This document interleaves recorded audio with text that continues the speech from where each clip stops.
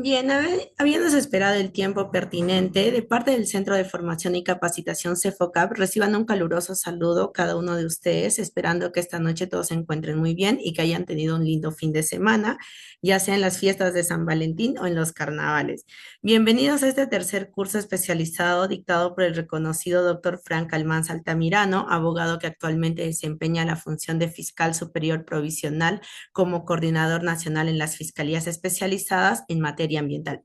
Con ello damos inicio al curso especializado sobre diferencias entre acusación directa en el proceso común y proceso inmediato. Sin más preámbulo, doctor Almanza, usted tiene el uso de la palabra. Linda noche.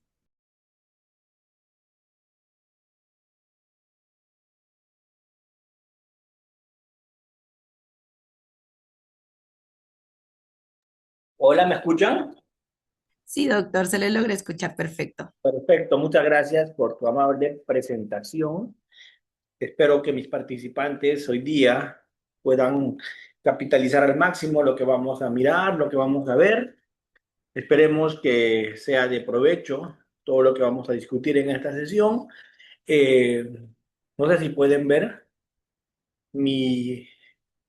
¿Me pueden ver? No, ¿sí? No, doctor, no se le logra visualizar. Bueno, no se pierden de mucho en realidad. Ahora Ahora sí, sí. doctor, perfecto. Bueno. Excelente. Bien, para mí también sería un privilegio poder tener una sesión participativa de parte de ustedes. Yo siempre les digo que estoy bien atento al chat, mirando todos los comentarios que ustedes realizan, ¿de acuerdo? Así que todo lo que ustedes quieran ir comentando, aceptando, discrepando de lo que yo voy diciendo, les voy a rogar que lo pongan en el chat, ¿cierto? Y así vamos a poder tener una comunicación un poquito más fluida, ¿sí? ¿Ya? Y lo último que les quiero rogar es a los que pueden activar su cámara, háganlo porque realmente es muy triste, se siente mal, lo digo con alguna ironía tal vez, pero en el fondo es serio. Cuando estoy hablando y no veo a nadie, entonces ya creo que es mucho mejor cuando hay interacción, cuando yo les puedo ver. Gracias, Francisco. Francisco ha sido el primero que activó su cámara, pero luego la volvió a apagar. Así que Jennifer también está por activar su cámara. Excelente. Y así todos mis participantes se están conectando con sus cámaras y yo les voy a poder ver. Y créanme, cuando hagamos eso, vamos a tener mejores resultados. Los que se están terminando de peinar, acicalar, también pueden hacerlo y activar su cámara. ¿De acuerdo? Gracias, Salvador, Francisco, Jennifer, David, Cristi, que también se ha juntado con nosotros en este momento. ¿Ven? Es mucho mejor cuando nos podemos ver, ¿verdad? Sí, entonces esperemos que los demás también puedan activar su cámara. Miren que tenemos como 70 personas. Enrique dice, estoy terminando de cocinar. Está bien, Enrique, no te preocupes. Termina y a partir de eso activas tu cámara. ¿Ya? Muy bien. Gracias, gracias a todos. Listo. Empezamos entonces con la sesión del día de hoy. Hoy día vamos a hablar un poquito más del proceso inmediato, pero quiero que hoy día tengamos una sesión interactiva, ¿de acuerdo? Y quiero hacer una pregunta a todos. Y vamos a hoy día obsequiar algunos libros de mi autoría para todos aquellos que participen y que respondan de una manera, no digo correcta, porque quién soy yo para decir que la respuesta es correcta, ¿cierto? Sino de una forma por lo menos sustentada, ¿sí? ¿Qué cosa busca el proceso inmediato? Sería la primera pregunta con la que quiero romper el hielo con ustedes. Levantan la mano y de inmediato se les activa su audio. ¿Qué cosa busca el proceso inmediato? ¿Cuál es la primera finalidad que se tiene con el proceso inmediato? ¿Quién quiere opinar? ¿Qué cosa se busca?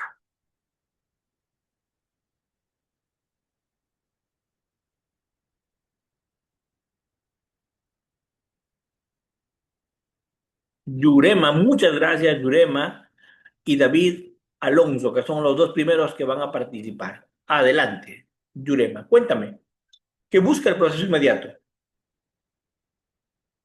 Activa tu audio, ya te lo están activando. Buenas noches, doctor. Bien, Adelante. respondiendo a su pregunta, ya considero que se busca ahorrarnos este tiempo de la investigación ardua que toma en sí bastante tiempo, vale la redundancia. Después de la investigación preparatoria formalizada sigue la etapa intermedia, entonces nos saltamos esta etapa, porque generalmente se ve en temas de flagrancia, entonces donde ya no se requiere de ese tipo de investigación más profunda que lleva más tiempo. Esa es mi Excelente, respuesta. muy bien, Yurema. Tú eres una de las casi elegidas para recibir los libros que voy a obsequiar el día de hoy. 4 libros voy a obsequiar el día de hoy y tú eres ya una de las precandidatas a recibirlo. David Alonso, adelante. Buenas noches, doctor. Sí, yo Bueno, considero que sencillamente se busca preservar o garantizar el principio de economía procesal y el principio de celeridad procesal también. economía procesal. Sí, claro. Definitivamente economía procesal, celeridad. ¿Por qué? Porque tenemos pocos recursos. El Perú es un país donde el presupuesto para el Poder Judicial, el presupuesto para el Ministerio Público siempre está en discusión. ¿O no? ¿No han visto siempre al Poder Judicial, al fiscal de la Nación saliendo a decir, a demandar presupuesto? Entonces, el presupuesto siempre es menor del que se asigna. Por lo tanto, cualquier ahorro de recursos, cualquier ahorro de divisas en la misión de justicia es bienvenido, porque se puede optimizar y usar para otras cosas, ¿verdad? Por lo tanto, el tema de la economía es importante, economizar. Además, la celeridad, ¿no? La justicia más oportuna es la justicia más importante. Dicen los criminalistas, tiempo que pasa, verdad que huye, ¿no? Entonces, cuanto antes se resuelve un problema, mejor, ¿no? Una justicia oportuna a veces es mejor. Excelente. Economía, celeridad, simplificar etapas, ahorrar etapas, perfecto. Todo eso tiene que ver. MGM, ¿qué nos tiene que decir? Justicia inmediata, también nos dice Mariana Holguín. Perfecto, excelente. Todo lo que dicen tiene mucho sentido, ¿no? Mucho sentido. Todo lo que nos están diciendo tiene mucho sentido. Eh, ¿Sí? Pero vamos, MGM quiere decir algo. MGM, dinos algo. Buenas noches, doctor. Buenas noches con todos los Adelante. eh, presentes aquí. Sí, el proceso inmediato es un mecanismo procesal penal especial, toda vez que en un solo acto se va a llevar todas las diligencias que corresponden, los actos procesales. Por ejemplo, en un proceso inmediato, en una sola audiencia, si está presente el imputado, se va a poder sacar una sentencia, ¿no? Eso puede suceder en los delitos de conducción en estado de ebriedad. Son delitos, por ejemplo, también de omisión a la asistencia familiar. También podría darse eso. Entonces digamos, son etapas que se va a dar en un solo acto. Entonces eso es celeridad, eficacia y nos permite pasar directamente a un juicio oral inmediato, ¿no? Por eso se llama proceso inmediato. Muchas gracias. No, tía, al contrario, muchas gracias. De hecho, que todos ustedes están en la idea. Justicia más oportuna, abreviar etapas, ahorrarnos etapas procesales, una justicia más oportuna. Sí, seguro, todo lo que están diciendo es correcto. Y usted también ha mencionado algo que es en un solo acto, en una sola unidad, ¿no? Pareciera que usted se está refiriendo a esta nueva ley dada en el año 2025, ¿no? ¿Cuál es la ley? ¿Quién me lo dice? La ley que se dio en 2025, la que crea las unidades de flagrancia, la ley 32.348, ¿verdad? Esa ley que crea las unidades de flagrancia. Según esa ley, había que crear unas unidades de flagrancia donde confluyan el fiscal, el juez, ¿verdad? y se dé una solución más oportuna porque todos van a estar juntos, van a estar permanentes en estas unidades y van a resolver mejor las cosas, ¿cierto? Entonces, creo que la idea, desde ningún punto de vista es mala. La idea, desde todo punto de vista, de la ley 32.348, exacto. La ley es buena desde todo punto de vista, pero hay algunas omisiones que habría que trabajar en la práctica para los efectos de que esto realmente funcione.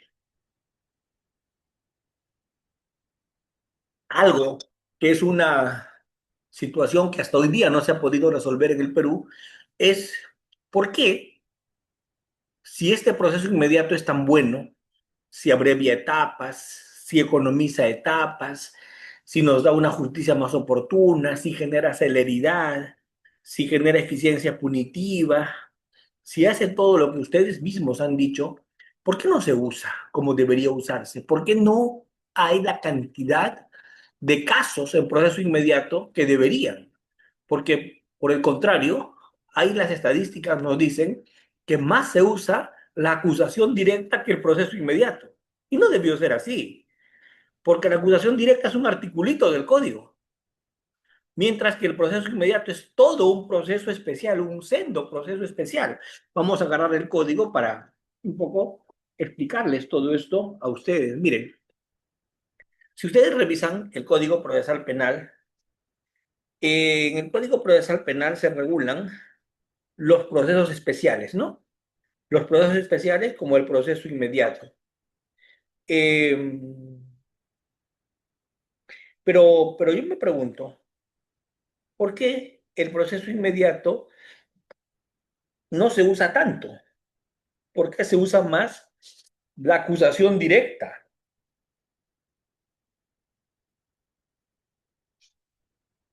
Y eso que el proceso inmediato está regulado.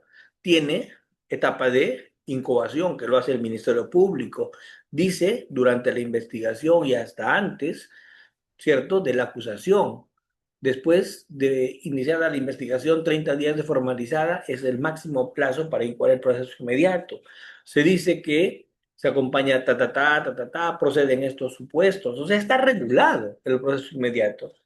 Pero sin embargo, se usa más la acusación directa, ¿cierto? Y eso parece pues un total contrasentido, ¿sí?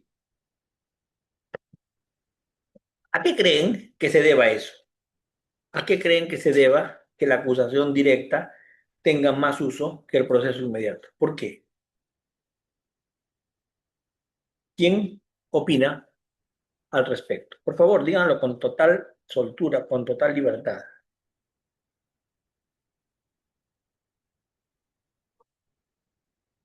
¿Nadie?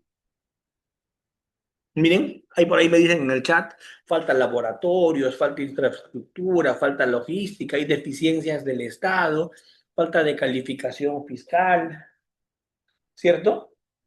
Todo eso, ya, pero yo pregunto, ¿solo eso que me están diciendo en el chat? A ver, Jennifer, te escuchamos, por favor, para que seas candidata también para llevar el tema. Buenas noches con todos, doctor. Yo creo que por el tema de que este proceso de la acusación directa obedece a un control de acusación como tal, y en el otro proceso no hay un control como tal porque se obvia la etapa de, o se soslaya la etapa de la investigación preparatoria propiamente y la etapa intermedia. Entonces, en ese sentido, ante la exigencia incluso probatoria, la evidencia evidente que requiere el proceso inmediato, como ciertos riesgos, ¿no? Para poder, digamos, vulnerar el debido proceso o las garantías procesales, pues, que tiene el acusado.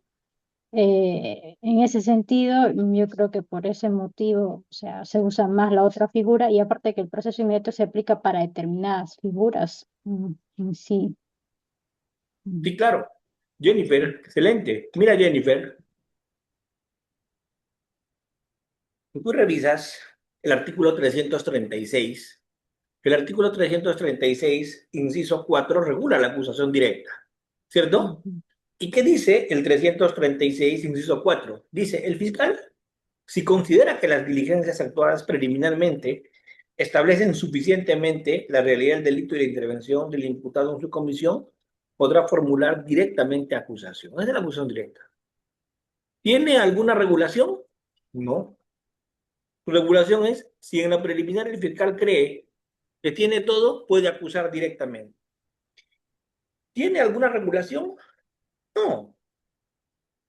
Es un articulito del código, un articulito suelto, mientras que el proceso inmediato es toda una sección del código. El proceso inmediato es toda una sección. La acusación directa es un artículo ridículo, un inciso, ni siquiera un artículo. 336, inciso 4, ¿verdad? Mientras que el proceso inmediato es todo una sección. Artículo 446, 447, 448 del código. Miren, toda una sección con una regulación completa, porque es un proceso especial. Entonces, para cumplir con lo que me dicen en el anuncio hoy día de la sesión, que va a ser diferencias entre acusación directa y proceso inmediato, lo primero que debo decir categóricamente como diferencia entre acusación directa y proceso inmediato es que la acusación directa es un artículo del código, ¿verdad? Un inciso del código, ¿no? Inciso cuarto del 336.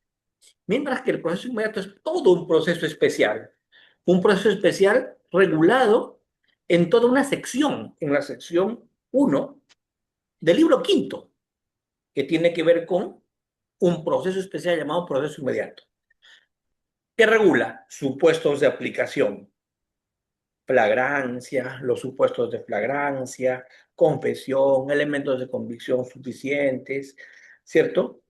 El tema de la omisión de escena familiar, el tema de la conducción en estado de ebriedad, que están excluidos los casos complejos, que se trata de una causa en la que se tiene que ir contra todos cuando son varios procesados, cómo se hace el requerimiento, en cuántos días se hace la audiencia de incoación, cómo es que se autoriza esa audiencia, cómo es que el juez de inmediato decreta la audiencia única, cómo es que a partir de allí se le dan el expediente al fiscal, la carpeta al fiscal para que formule su acusación, ¿de acuerdo?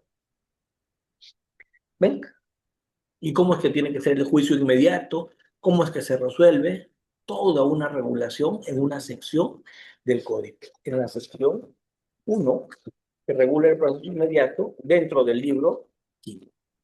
Entonces, primera gran diferencia, ¿cuál sería? La acusación directa es un mero articulito del código, ¿cierto? Inciso dentro de un artículo, ni siquiera artículo completo. Mientras que el proceso inmediato es todo un proceso especial. Segundo, la oportunidad de incoación.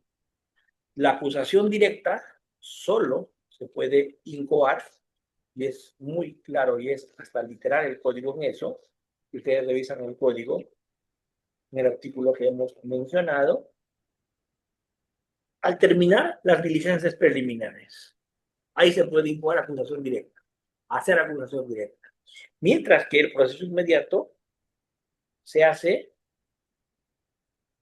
hasta incluso 30 días después de formalizar la investigación preparatoria, ¿verdad? Hasta 30 días después de formalizar. Y tiene control del juez. Si procede o no el procedimiento, no tiene control del juez. En la acusación directa no, acusa simplemente el fiscal y se ve eso en etapa intermedia. ¿Cierto? Como toda acusación se ve en etapa intermedia. En el proceso inmediato, no. La incoación la decide el juez. La otra diferencia entre el proceso inmediato y la acusación directa es que en la acusación directa no se dice supuestos de procedencia. Algo genérico como cuando el fiscal considere, lo hace. Mientras que en el proceso inmediato hay un sistema de números clausus. ¿Qué significa? En este supuesto, en este supuesto, en este otro y en este otro procede, ¿verdad? Nos enumeran taxativamente los supuestos en los cuales se puede incoar proceso inmediato. ¿Estamos? Luego, la acusación directa te salta hasta la etapa intermedia. Es un salto más corto. Mientras que en el proceso inmediato saltas hasta el juicio. ¿De acuerdo? O sea, la acusación directa te hace ahorrar una etapa de investigación preparatoria formalizada. El proceso inmediato te hace ahorrar dos etapas, la investigación preparatoria y la etapa intermedia. ¿Sí? ¿Qué más? En la acusación directa, ¿buscamos celeridad? Sí, en el proceso inmediato también. Pero habría mayor celeridad seguramente en el proceso inmediato. ¿De acuerdo? ¿Por qué? Porque ahorramos más etapas, ¿verdad? Muy bien. En el proceso inmediato, ¿se puede incoar una terminación anticipada? Sí, claro.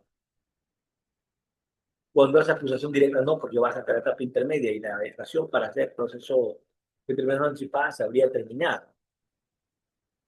Pero parece que a los peruanos, parece que a nosotros, a los justiciables peruanos, no nos atrae mucho la idea de hacer trámites como el proceso inmediato, de pedir la autorización al juez, de incoarlo, de que se ponga traslado de la incoación, de que se haga una audiencia para decidir la incoación, a ellos recién se mira al fiscal que puede hacer su acusación. Parece que esos trámites no nos gustan. Entonces, ¿qué hemos hecho? Lo que hemos hecho es usar más la acusación directa, ¿verdad? Hemos preferido usar más la acusación directa para no estar haciendo tanta tramitología. No voy a opinar sobre para mí qué es mejor, pero sí les estoy diciendo las diferencias que me han pedido establecer acá en este FOCAP, ¿no? Para que más o menos se entienda que no es lo mismo, que no estamos hablando de lo mismo. Y ahora sí, quiero entrar a un tema de críticas respecto de esta ley que ustedes mismos me han traído a colación, la ley 32.348 que regula estas unidades de flagrancia, ¿verdad? ¿Sí? Y la pregunta para todos, ¿esta ley está funcionando o no está funcionando? ¿Qué opinan? ¿Está funcionando o no está funcionando? Esta creación de las unidades de flagrancia, la obligación de que en casos de proceso inmediato al fiscal se le tenga que en las 24 horas haga la incubación. ¿Está funcionando esto o no? En sus sitios. Ustedes vienen de varias partes del Perú. ¿Está funcionando o no? O como las encuestas. No sé, no opino. Cuéntenme.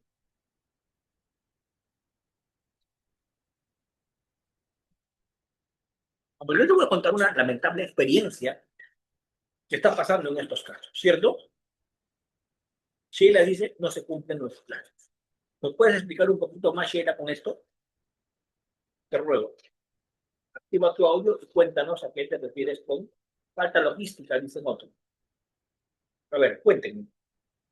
Desarrollen más esto porque la idea es que aprendamos todos de todos. En Iquitos ya se inició la unidad de flagrancia. ¿Cómo te está yendo, Peter, en la unidad de flagrancia? ¿Funciona o no funciona? Cuéntame, ¿por qué sí, por qué no? En Huancayo también se ha iniciado. Hay varios pilotos a nivel nacional que están trabajando en estas unidades de flagrancia. La pregunta, ¿están funcionando? ¿Qué opinan?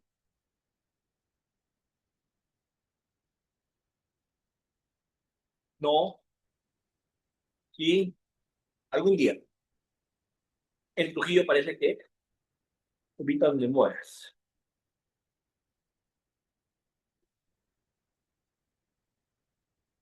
Muy bien. Yo creo que estas unidades de flagrancia tienen un pensamiento inicial importante, ¿no? ¿Por qué digo que tienen un pensamiento inicial importante?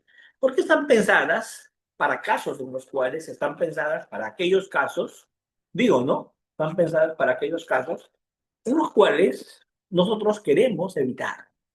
Nosotros queremos simplificar que se diluya el caso yendo a la fiscalía, yendo a la defensa, y todo se ha pretendido centralizar en una unidad de flagrancia, donde está el fiscal, donde está el juez y todo lo demás, ¿verdad?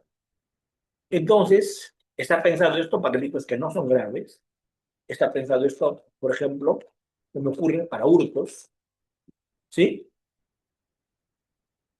En los cuales, imagínense, tenemos un hurto, el fiscal pasa al juez, el detenido en flagrancia, porque él está detenido en flagrancia, pero es juzgado en flagrancia, pues unidad de flagrancia, lo pasa detenido en flagrancia dentro de las 24 horas y después dentro de las 24 horas automáticamente hace audiencia de incoación, ¿verdad? ¿Funciona o no? En 24 horas el fiscal lo pasa, el juez en las siguientes 24 hace la audiencia y de inmediato se incoa y empezamos con el juicio inmediato, ¿no? ¿Sí? Muy bien. Pero ¿qué pasa con algunos jueces, señor Pedro?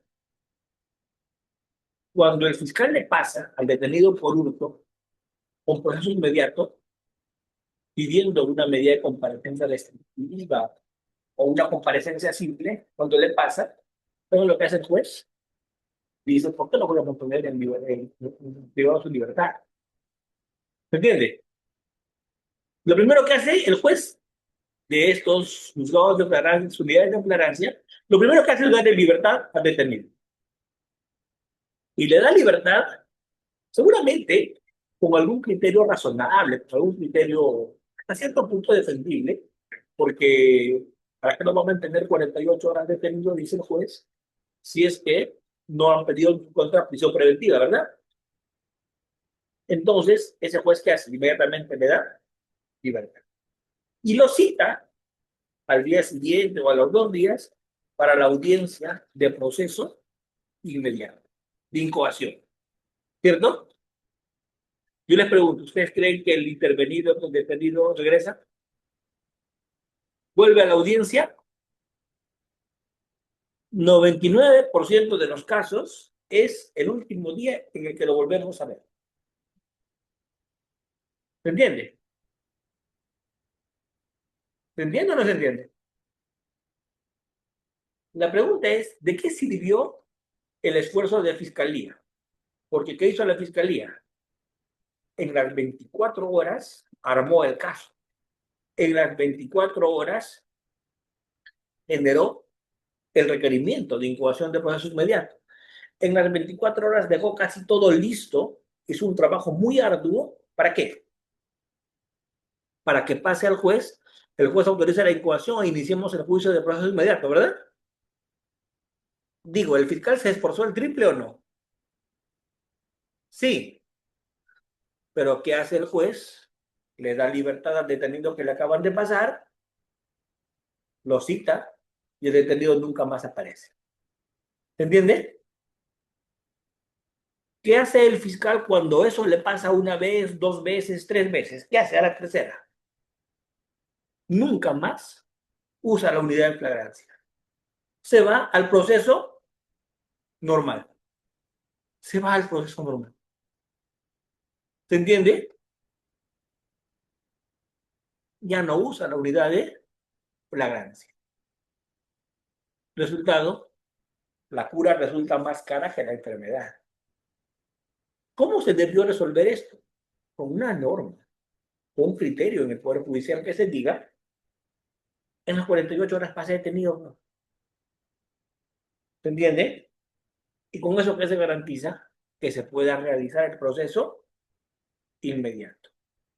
¿Cómo se llama eso? Detención en tránsito. ¿Se entiende? Eso se llama detención en tránsito. Mientras se resuelve. Y bueno, hay gente que han tenido detenida mientras dura la audiencia de prisión preventiva 1 mes, 2 meses, cuando han durado las audiencias de prisión preventiva ese tiempo. ¿Y queremos ver por judicial? Detención en tránsito, ¿verdad? Resultado, si esto lo vamos a seguir trabajando de esa manera, con esa comprensión y con ese nivel de análisis, créanme, ningún proceso inmediato va a prosperar. ¿Por qué? Porque las estadísticas que nos van a decir que el detenido, el intervenido, cuando le incogen por su inmediato, le den libertad y lo citen para una audiencia en 2 o 3 días, nunca más va a aparecer. Y así la audiencia se haga y se cita para juicio, no se va a presentar al juicio. Y si no se presenta al juicio, se puede hacer un juicio sin procesado, se puede hacer un juicio en audiencia procesado, ¿no, verdad? Entonces, ¿en qué terminamos? En contumacia. Proceso archivado hasta que sea detenido, contumaz. ¿Y a qué va a jugar ese procesal si no es sabido? ¿A qué creen que va a jugar? Ustedes que fueran, ¿a qué jugarían? ¿Qué cosa buscarían? Prescripción, sin duda. Doctor, pero la ley de prescripción, para la ley de contumacia, esa es otra discusión. ¿De acuerdo? Doctor Luis Alberto Sanz, debería ser así como usted dice. Un detenido en flagrancia debería ser conducido directamente a la unidad de flagrancia y ya no a la comisaría. Pero ¿sabe qué? Le voy a contar un secreto, doctor. Eso es en teoría. Porque en la práctica, doctor Luis Alberto Sanz, ¿sabe cuál es el problema? Las unidades de flagrancia no tienen carceleta. Entonces, ¿a dónde los mandan a los detenidos? A cualquier comisaría que tenga una sala de medicación disponible. ¿Me entiende? Y a veces estamos preguntando, ¿a dónde lo han mandado al detenido? ¿Qué comisaría? ¿Me entienden? Y a la policía se le pierde el detenido porque no saben ni a dónde lo han mandado. Por eso una cosa es con guitarra y otra cosa es con cajón. ¿De acuerdo? Doctor Luis Alberto Sáenz, ¿qué prefiere que le diga? ¿Lo que dice la norma o lo que está pasando en la práctica? Porque para que yo le diga lo que dice la norma, usted lee la norma y no tiene que aguantarme en una sesión, en un curso, ¿verdad? ¿O no? ¿Qué cosa aspiran ustedes que yo les diga cuando tienen una sesión conmigo? ¿Cómo es que en la práctica estamos realizando las cosas y cómo es que en la práctica todo eso se está complicando, ¿verdad? ¿No? Eso es, como dice Víctor Cruz, difiere con la realidad y no debería diferir con la realidad, ¿sí? Entonces, penosamente eso es lo que está pasando. Eh, la intención es buena. Lo que yo quiero que ustedes entiendan, que ustedes capten, es que el legislador está buscando hace muchos años que el proceso inmediato se aplique. En algún momento, ¿se acuerdan? La volvieron obligatoria. Recordarán ustedes, cuando se dictó el decreto legislativo 1194. El decreto legislativo 1194 se dijo el proceso inmediato es obligatorio siempre que hay flagrancia, ¿verdad? Y eso se volvió una moledora de carne, pues, porque imagínate que te intervengan en una presunta violación en flagrancia. Imagínate que te detengan en una presunta muerte en flagrancia y te hagan un juicio inmediato en menos de 72 horas con una imputación tan grave como la de cadena perpetua. ¿Tú crees que vas a tener en 72 horas la posibilidad de armar tu defensa para enfrentar una cadena perpetua? Eso era un linchamiento, un ajusticiamiento, eso ya no era un proceso, ¿verdad? Por eso es que se dijo, el proceso inmediato va a ser únicamente para casos donde no hay gravedad. ¿De acuerdo? El Neire me pregunta si se puede solicitar en acusación directa, terminación anticipada. Ya no, porque en acusación directa te vas a la etapa intermedia. Y la Corte Suprema ya se ha cansado de decir, en la Corte Suprema han dicho en todos los tonos, que en etapa intermedia no hay terminación anticipada. Si no, esperamos el juicio y en el juicio hacemos conclusión anticipada. Aun cuando dogmáticamente y doctrinariamente yo estoy en contra de lo que ha resuelto la Corte Suprema, pero estamos en un Estado de Derecho. Y si la Suprema me saca un acuerdo plenario y me saca vinculantes que me digan que así no es, ¿toca acatar o no? Toca acatar si queremos vivir en un Estado de Derecho. Si queremos vivir en un Estado de Derecho. ¿Ya? Así que eso quiero que lo tengan en cuenta. ¿De acuerdo? Mariana, adelante, por favor, te escuchamos. Muchísimas gracias por participar. Ya estaba empezando a perder la fe que mis participantes se habían quedado dormidos. Adelante, Mariana.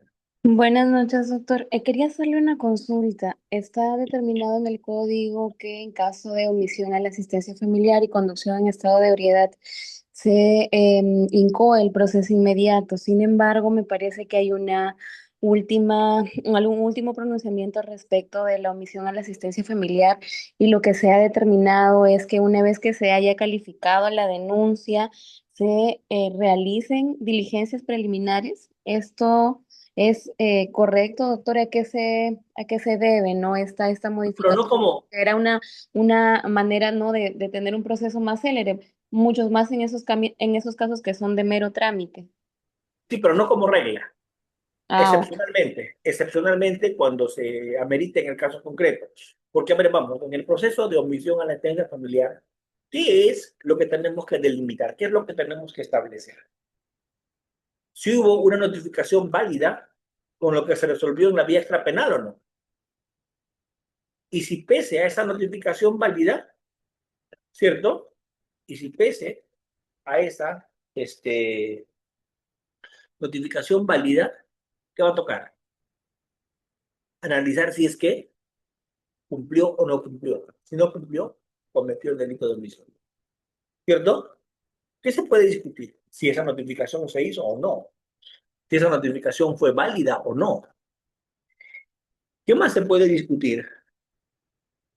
Si esa persona, cuando le notificaron, estaba en condiciones que no eran caso fortuito o fuerza mayor. Porque si estaba en condiciones de caso fortuito y fuerza mayor, definitivamente, pues, por más que hubiera tenido la voluntad, no hubiera podido pagar, ¿cierto? Verificar las condiciones de cumplir, como dice Mariana Holguín, ¿cierto? Porque imagínate si estaría en una condición de caso fortuito o fuerza mayor. Ahí desaparece el dolo, porque no habría pagado por razones distintas, menos porque no quiere, ¿no?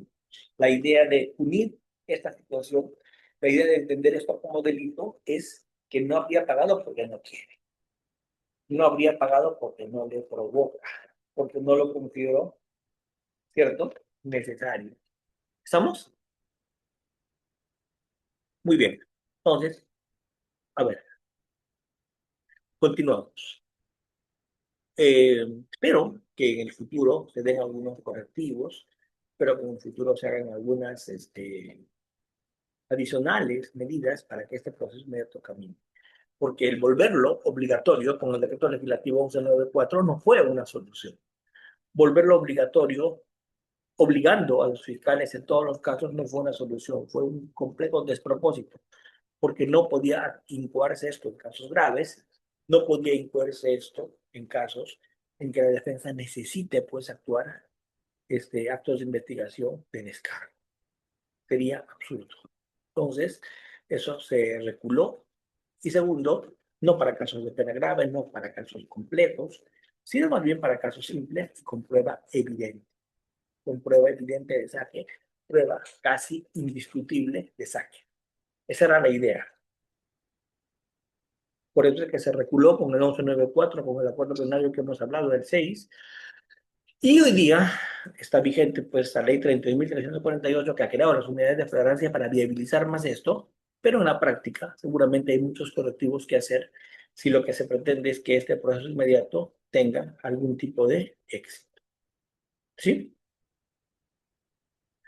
Muy bien. Vamos a ver las presentaciones que yo había empezado a plantearlas en la sesión anterior. ¿Sí? A ver,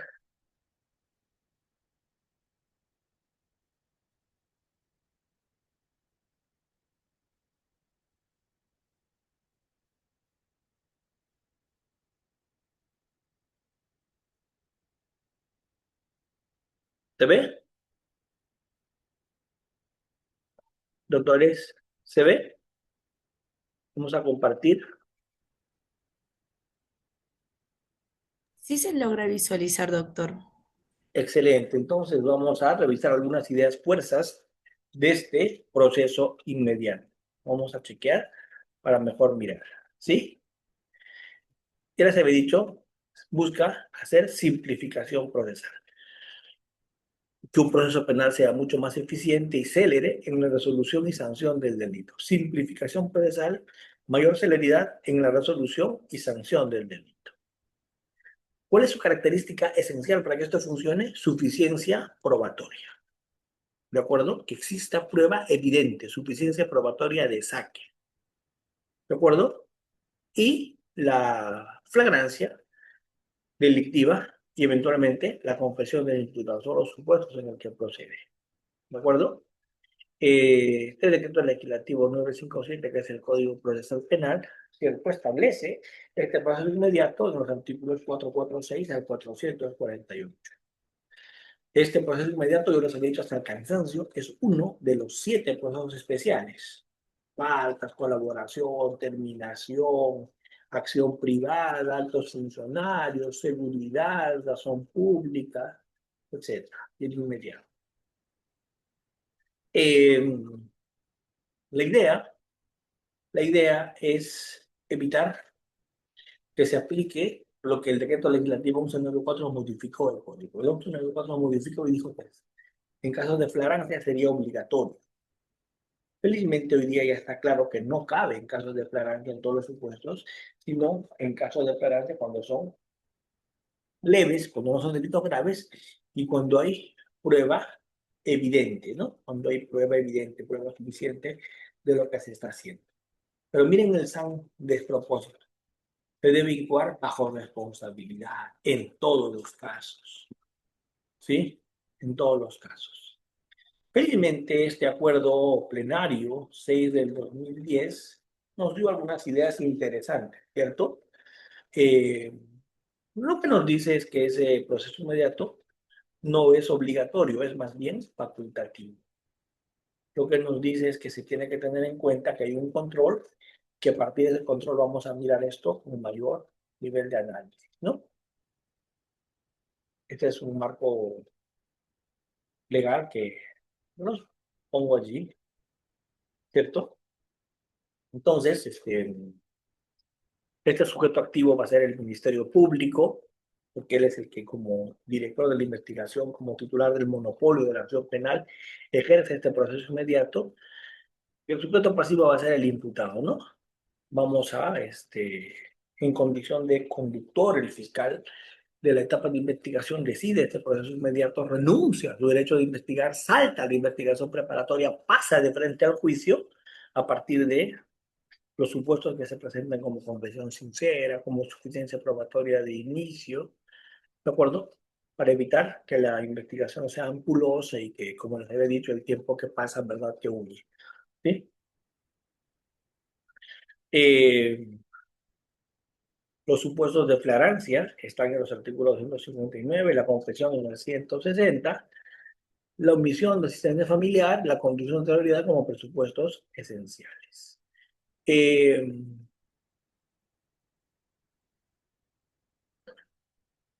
¿Estamos bien?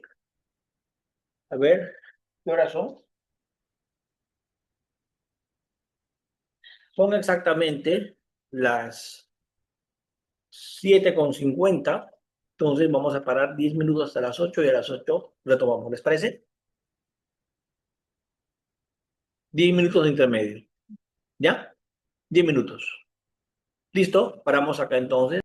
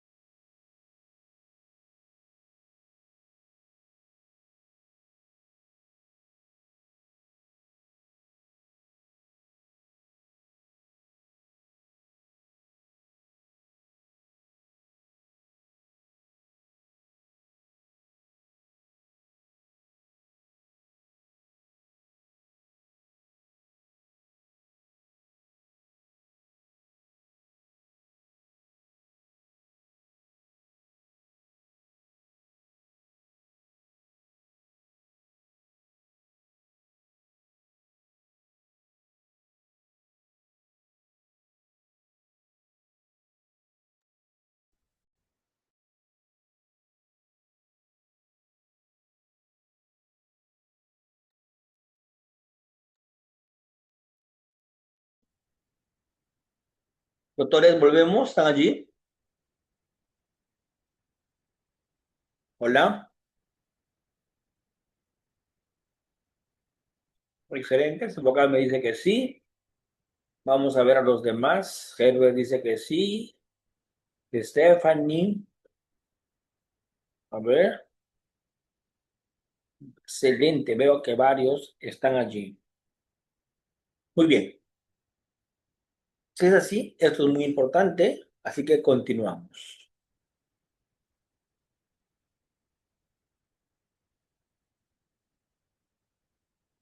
Bien. Entonces,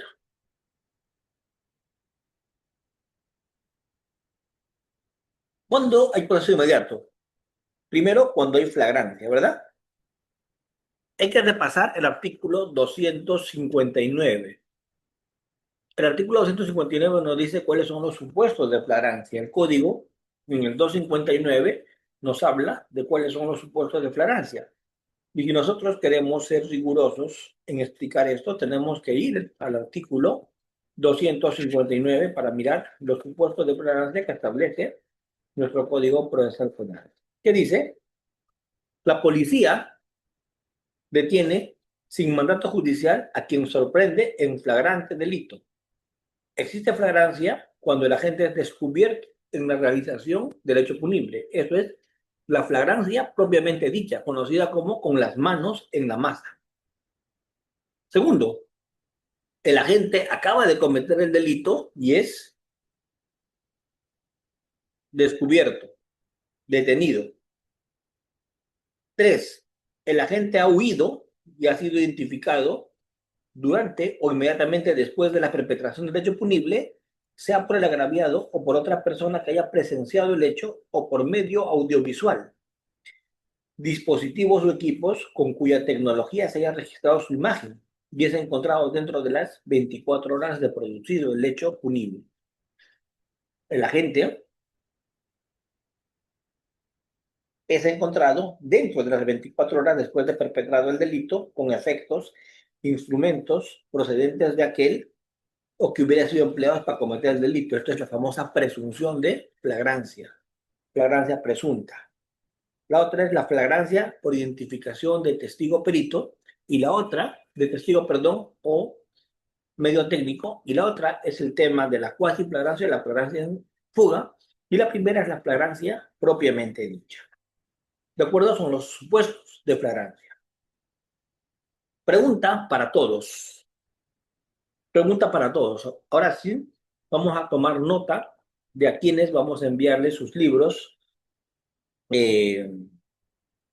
porque yo, si quiero parecer serio, necesito cumplir lo que digo, ¿no? Y he dicho que voy a obsequiar unos libros y eso vamos a tratar de cumplir el día de hoy. Pregunto, ¿cuál es el plazo para detener a una persona? ¿Cuál es el plazo para detener a una persona?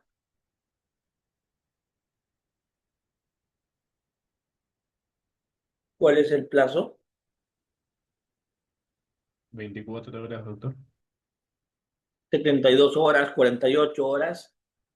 El plazo es 24 horas. El plazo para detener a una persona es 24 horas. Acabo de leer. El agente ha huido y es detenido dentro de las 24 horas. El agente es encontrado dentro de las 24 horas con elementos, huellas, instrumentos o efectos. Por lo tanto, ¿cuál es el plazo para detener a una persona? 24 horas.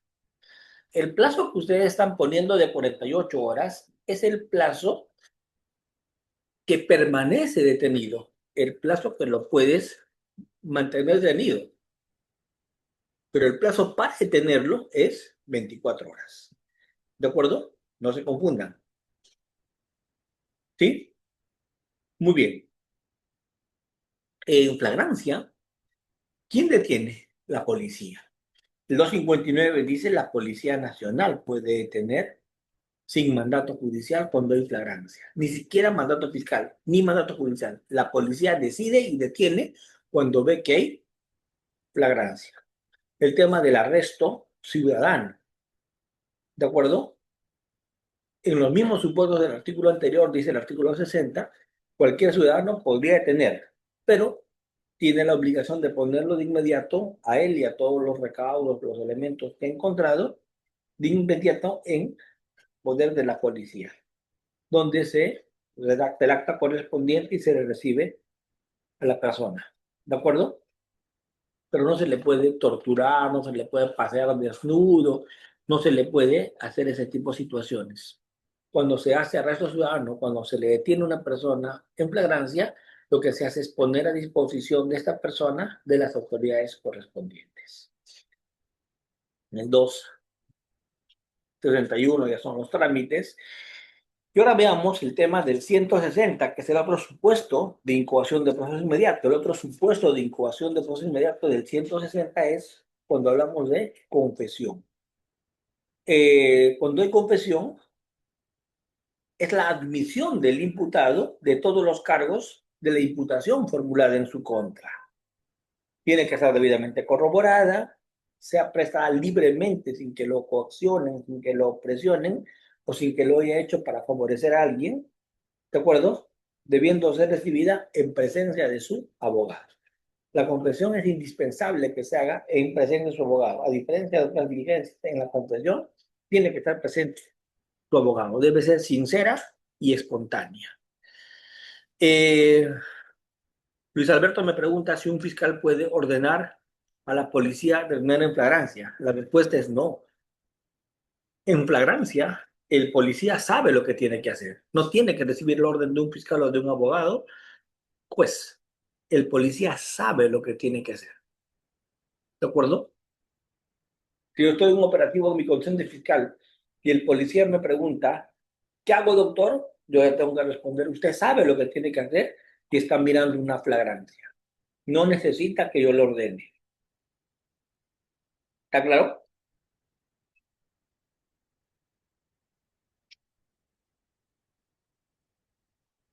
Muy bien. ¿Qué tienen en común la flagrancia, la confesión, los suficientes elementos de convicción, previo interrogatorio del acusado? ¿Qué tienen en común todos esos supuestos? Lo que todos esos supuestos tienen en común es que ya pues todo está claro, ya para qué vas a investigar.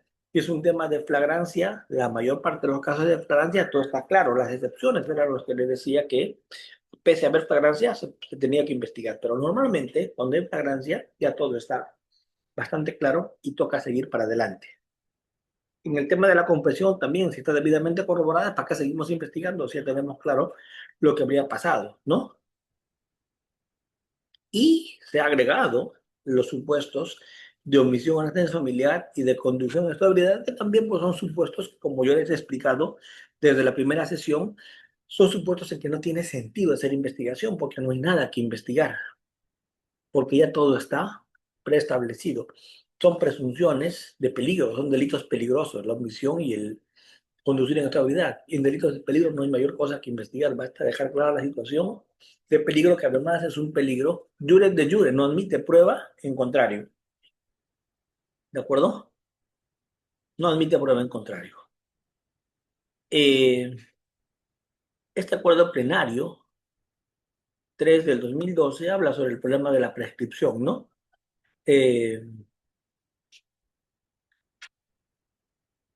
No se hace otro trámite que no es cuando hay una admisión de incoación, sino directamente la acusación. Y el acto de imputación determina la suspensión del plazo de prescripción. Se suspende automáticamente la prescripción cuando se equipara con la formalización de investigación preparatoria. El acuerdo reparatorio y el principio de oportunidad no son requisitos de procedibilidad para iniciar proceso inmediato, porque los requisitos de procedibilidad están únicamente señalados en la ley. Solo la ley fija requisitos de procedibilidad. Y si eso no está fijado en la ley como un requisito de procesabilidad o de procedibilidad, no cabe ese tema. ¿Sí? Porque no se puede inventar un requisito de procesabilidad o de procedibilidad. Para el proceso inmediato, el acuerdo reparatorio y el principio de oportunidad no son requisitos de procedibilidad.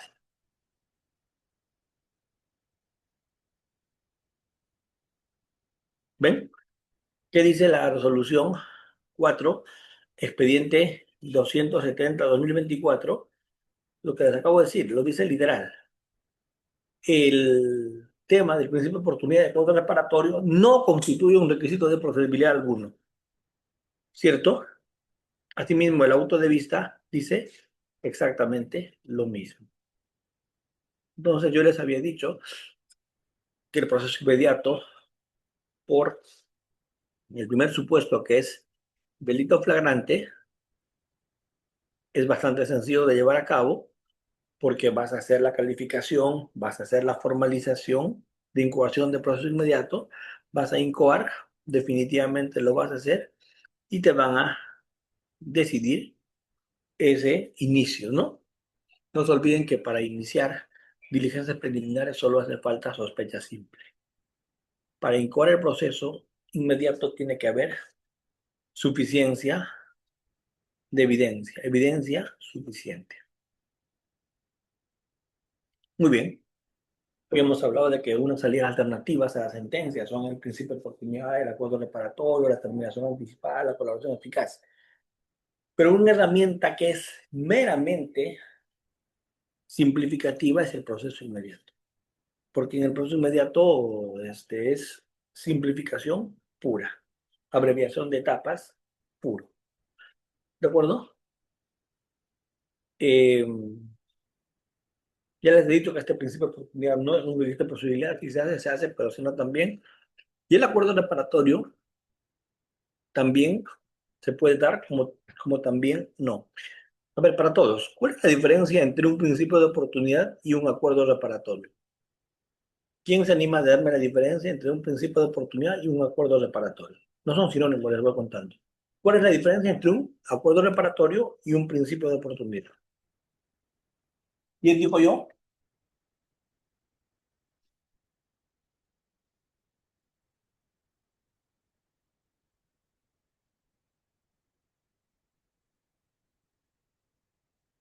¿Cuál sería la diferencia? En ambos, en ambos no se ejerce la acción penal. En ambos, el fiscal no formaliza investigación preparatoria. En ambos, no se dejan antecedentes. En ambos, se resuelve el caso a nivel de fiscalía. En ambos casos, se trata de una salida consensuada. Pero ¿cuál es la diferencia entre el principio de oportunidad y el acuerdo reparatorio de autores? ¿Quién se anima? ¿Quién se anima? A ver, en el chat me están diciendo, a ver, Verónica dice, ella se anima. Vamos, Verónica, gánate el libro. Verónica. Doctor, buenas noches. Disculpe, ¿este principio de oportunidad se da en sede fiscal o se puede dar en sede fiscal y el recuerdo reparatorio en sede judicial? No, el acuerdo reparatorio también se puede dar en sede fiscal sin ningún problema. Por ahí no va, pero sigue intentando como cuando los famosos los gana. ¿Quién más lo quiere decir?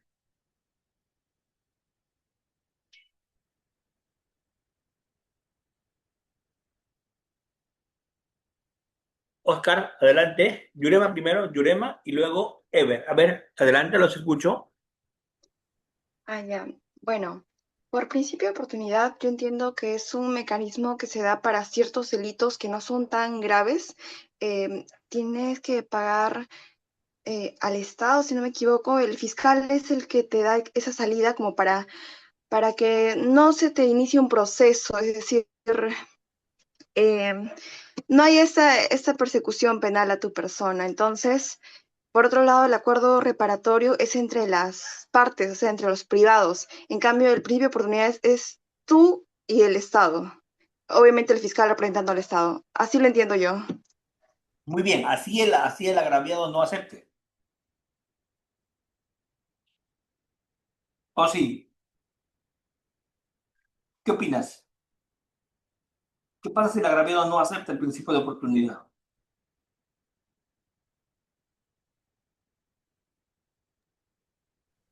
Bien, el principio de oportunidad, según comprendo, es según lo acepte el, el imputado para delitos leves, pues, o sea, que lo estipula la ley penal. ¿Ya?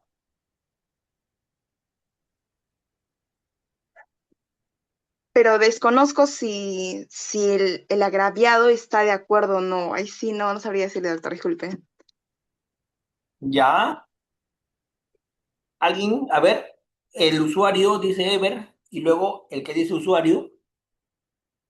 Sobre el acuerdo reparatorio se puede dar entre las partes cuando esté en mutuo acuerdo, mientras que el principio de oportunidad se da cuando la investigación preparatoria ya ha empezado y se hace y el imputado ha solicitado al fiscal si pueden proceder a un principio de oportunidad, aceptando los cargos, claro, con el acuerdo también del agraviado. Excelente, excelente. En el acuerdo reparatorio, muy bien, doctor. Muy bien, excelente. En el acuerdo reparatorio se requiere que haya eso, acuerdo. Que las partes acepten, que las partes hagan una autocomposición, que resuelvan su conflicto, que las partes ambas se pongan de acuerdo. Se requiere eso. En el principio de oportunidad no es necesario. Basta que el fiscal acepte, por ejemplo, de oportunidad los supuestos de falta de merecimiento de pena, causas imperfectas de excepción de la responsabilidad penal, exclusión o atenuación de responsabilidad penal, supuestos que tienen que ver con delitos de mínima significancia. Es facultativo del fiscal. El fiscal se abstiene en el principio de oportunidad de ejercer la acción penal. Si hay acuerdo, espectacular. Si no hay acuerdo, también. ¿Me entienden? Pero en el acuerdo reparatorio sí es indispensable el acuerdo reparatorio. Vamos, doctor, usted mismo. Hay otra diferencia adicional. ¿Cuál sería? Y se ganó el libro usted. Otra diferencia adicional y se ganó el libro. Otra diferencia entre principios de oportunidad y acuerdo reparatorio.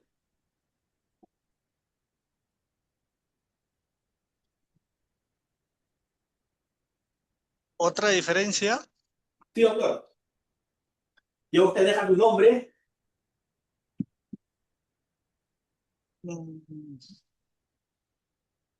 Lea el código, ahí está. Usted mismo se va a dar no, cuenta. Hay una palabrita que soluciona el problema. no lo tengo el código a la mano, doctor. Disculpe. Ajá. Ajá. A ver, a ver, a ver. Vamos. Estamos cerquita, estamos cerquita. A ver, usuario, activemos el audio usuario. Doctor, ¿qué tal? Buenas noches. Buenas noches, Eh, adelante. ¿Qué tal, doctor? Bueno, la diferencia, bueno, ya la dijeron, lo había puesto en el chat, era de que necesariamente tenía que haber acuerdo entre las partes en el acuerdo reparatorio, en tanto en el principio de oportunidad no. Otras diferencias que puede, en todo caso, que advierto, es que en el principio de oportunidad se aplican a supuestos como en este caso un delito doloso, en este caso conducción en estado de ebriedad, y en el acuerdo reparatorio se aplican de manera taxativa a supuestos que establece la norma, en este caso el inciso 6 del numeral del artículo 2 del Código Procesal Penal, doctor. Ya, pero hay una palabrita que es clave en el acuerdo reparatorio.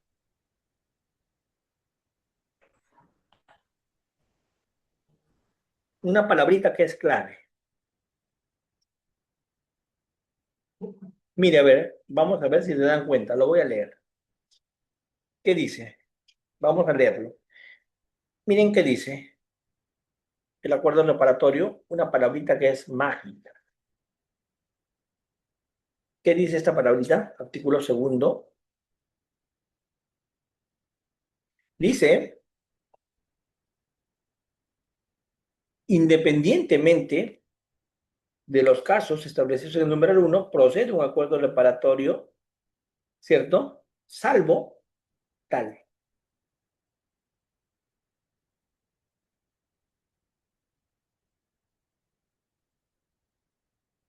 ¿Y qué dice? El Ministerio Público, en el principio de oportunidad, dice podrá.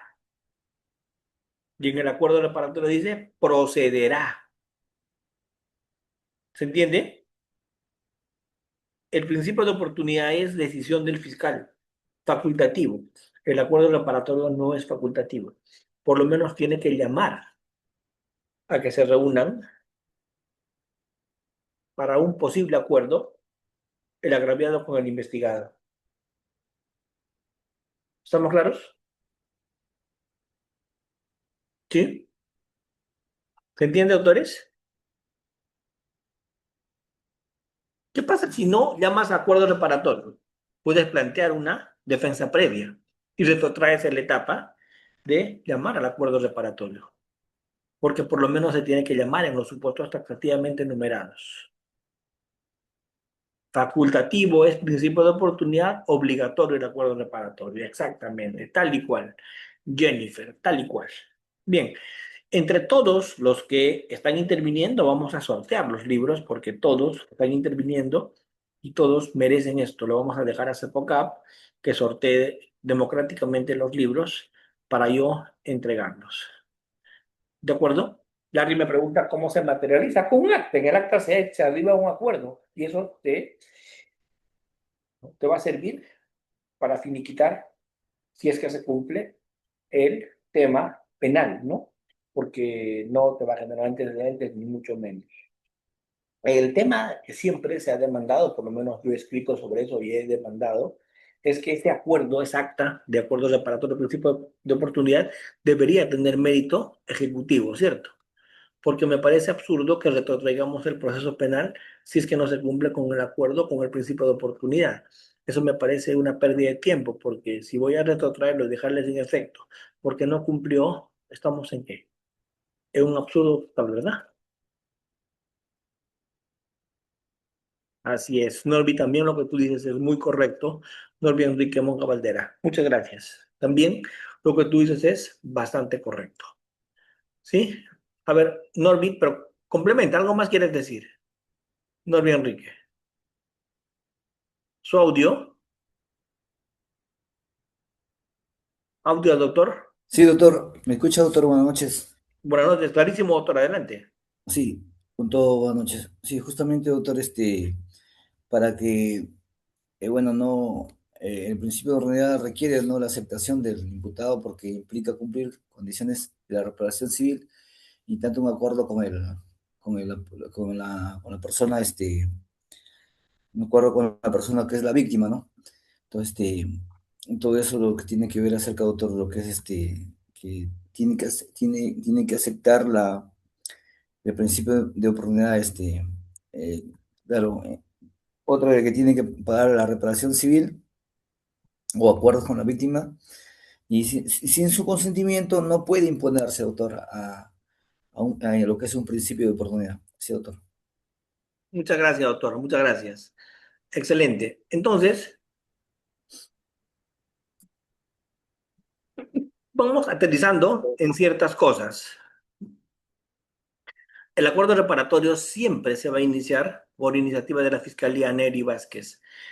Siempre, y tiene que llevarse a cabo, porque si no se lleva a cabo una excepción, una defensa previa y regresa a la etapa de no realización del acuerdo. Para que haya cumplimiento del acuerdo reparatorio, basta con que se notifique, basta con que se cite. Si es que se citó y concurrieron, bien. Si no concurrieron, también se cumplió, por lo menos con citar. Por lo tanto, me voy a expresar mejor, con más propiedad. No es obligatorio que se haga un acuerdo reparatorio. Es obligatorio por lo menos que se cite a un acuerdo reparatorio. ¿De acuerdo? El principio de oportunidad también es de oficio de parte de la Fiscalía, Jennifer, porque el código dice podrá el fiscal. En condicional. Si el fiscal lo quiere, lo hace. Podrá el fiscal hacer esta figura. ¿Sí? Muy bien, hemos tenido una dinámica bastante interesante, la gente ha participado, hemos podido plantear nuestros puntos de vista, yo bastante satisfecho y contento por eso, y continuemos con lo que veníamos hasta este momento desarrollando. El proceso inmediato tiene esos dos presupuestos materiales que son importantísimos, los tienen allí. ¿Cuáles son? El primero, evidencia delictiva, prueba suficiente, prueba evidente, porque si no hay prueba evidente, no hay proceso inmediato. Para que haya proceso inmediato tiene que haber de inicio prueba evidente, prueba suficiente. Eso es fundamental. El tema de la prueba evidente, el tema de la prueba suficiente. Segundo, tiene que haber, para que haya proceso inmediato, ausencia de complejidad. El proceso inmediato no está pensado en casos complejos, está pensado en casos simples. Por eso es que para que opere, para que se haga un proceso inmediato, el proceso no puede ser complejo, no puede ser de pluralidad de procesados, no puede ser de pluralidad de agraviados, no tiene que ser un proceso complejo. Tiene que ser un proceso de prueba evidente y un proceso más bien simple. ¿De acuerdo? Un proceso más bien simple.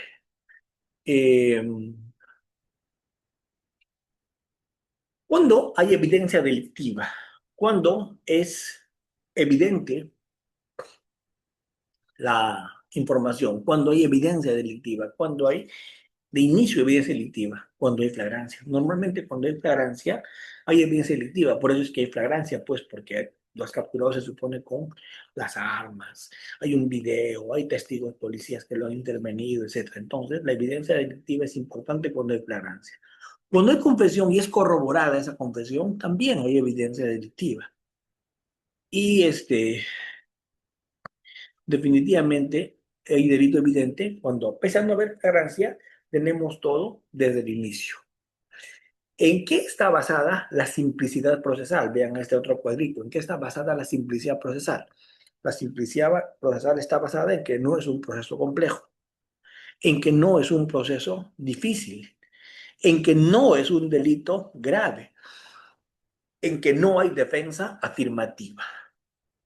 Repito, ¿qué es la defensa afirmativa? ¿Quién lo dice? ¿Cuándo hay defensa afirmativa?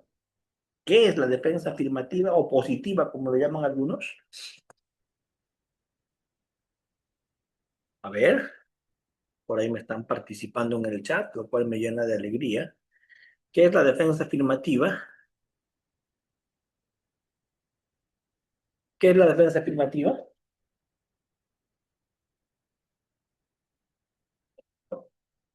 Cristín Lucero, adelante, muchas gracias por participar. Gracias, Cristín. Denme el audio, por favor. Adelante.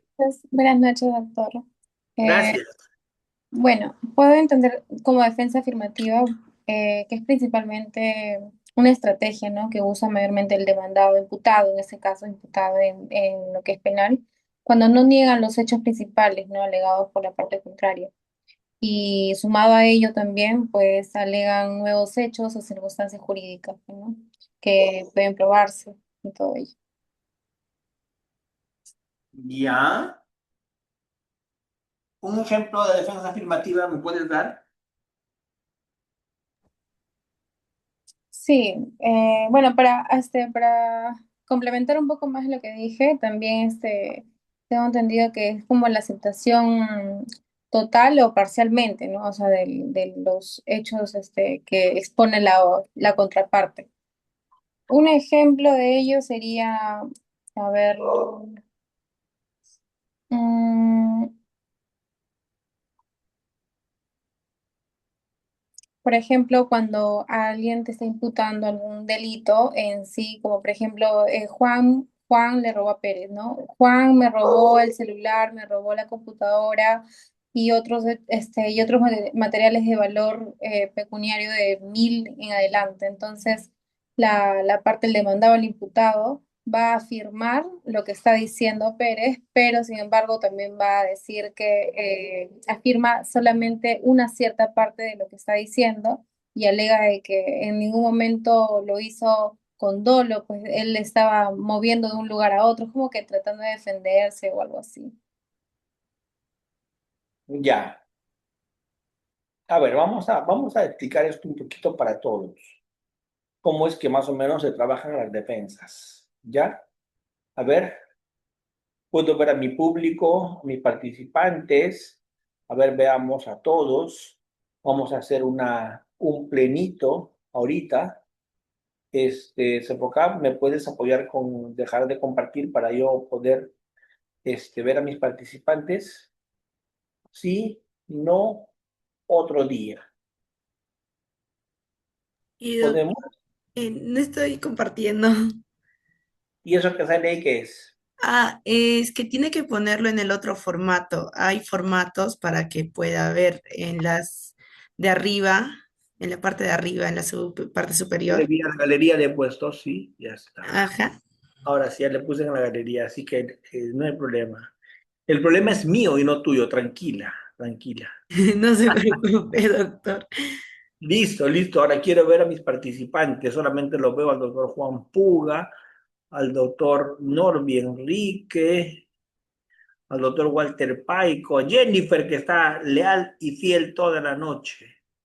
Excelente, gracias Jennifer y todos los que están conectados. A ver, vamos a vernos para hablar de las defensas, porque he visto en el chat que han dicho sobre las defensas lo que han querido. Vamos a precisar eso, ¿sí? A ver, miren. En primer lugar, cuando a uno le dan un caso penal como abogado, uno como abogado tiene que optar por qué defensa elige, ¿cierto? Y normalmente elige entre dos defensas, una defensa positiva y una defensa negativa. ¿Estamos de acuerdo en eso? Cuando hay una defensa negativa, recuerdan nuestro expresidente Alberto Fujimori, ¿recuerdan? Que en paz descansa, ¿cierto? No sé si de Dios goza, pero por lo menos en paz descansa, ¿cierto? ¿Ya? Entonces, ¿qué hacía nuestro expresidente? ¡Soy inocente! Exacto, gritaba, ¿no? ¡Soy inocente! Ya esa es defensa negativa. Defensa negativa es cuando tú alegas inocencia. ¿La inocencia se prueba o la inocencia se presume? Pregunto, ¿la inocencia se prueba o se presume? Se presume. Jamás, jamás se prueba la inocencia. La inocencia se presume. Es una presunción, jure de jure, que se puede romper. Una presunción que se puede tumbar. Una presunción que se alega. La presunción de inocencia. ¿Estamos claros? Muy bien. Esa es la defensa negativa. Me declaro inocente y no alego nada más porque mi inocencia no la tengo que probar porque mi inocencia se presume. ¿De acuerdo? Muy bien. Punto 2. Defensa positiva. En la defensa positiva siempre hay carga probatoria. Hay carga probatoria para la defensa. Ejemplo, yo traigo una coartada. Una coartada es defensa positiva. Porque, ¿qué estoy diciendo? El día de los hechos yo no estuve en Perú. El día de los hechos yo estuve en Jamaica de luna de miel. ¿De acuerdo? ¿Quién tiene que probar que estuvo en Jamaica de luna de miel? ¿El fiscal o el que trae la coartada? El que trae la coartada. Por eso se llama defensa positiva, porque le toca probar al que afirma. Defensa positiva. Defensa positiva, yo digo, estoy en Jamaica, en la fecha de los hechos, yo pruebo eso. Defensa positiva. Coartada es defensa positiva. ¿De acuerdo? Segundo, yo digo que el perito, que el testigo de la fiscalía miente, que el perito tiene una cifra inexacta y el testigo tiene un dicho inequívoco.